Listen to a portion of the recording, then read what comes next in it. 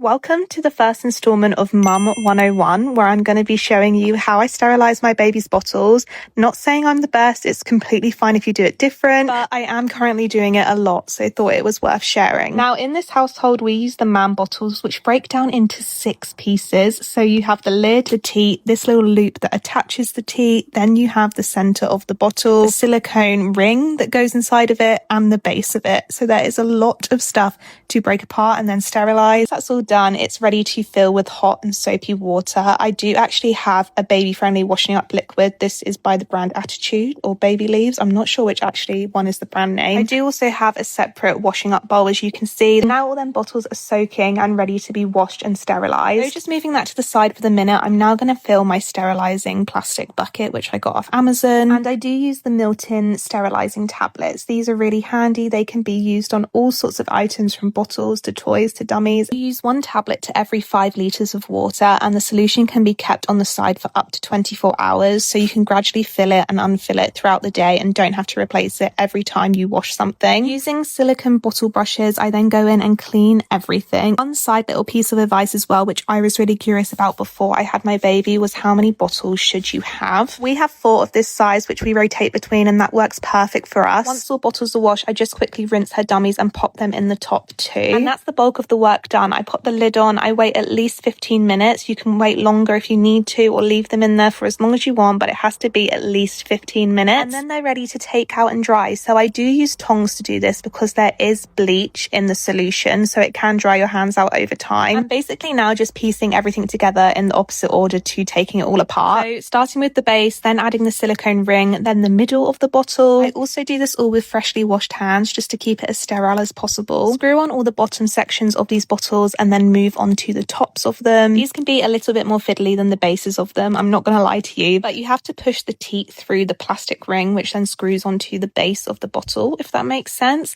And obviously you want to keep the teat as sterile as possible, as that will be the bit that's going into the baby's mouth. So it does take a little longer, but once that's all done, we now move on to rinsing. You didn't used to have to rinse off stuff with this solution, but now it is recommended that you do. So that is what we're doing. It's really easy to do. You can use hot or cold water. And once that is done, these bottles are now washed, sterilized and ready to go. All you need to do is pop them on a rack or a draining board, whatever you have to dry out. If you need to get out the house or need a bottle ASAP, this isn't an essential step. You can use the bottles straight after their rinse, but obviously it is nice to have a dried bottle if you can help it. I got this rack off Amazon and it is honestly a game changer. I didn't have it originally, but it is so worth getting. And that is that job ticked off the list, until of course you need to refill a bottle and feed baby, and the whole cycle starts again. Thanks for watching. I really hope this helped.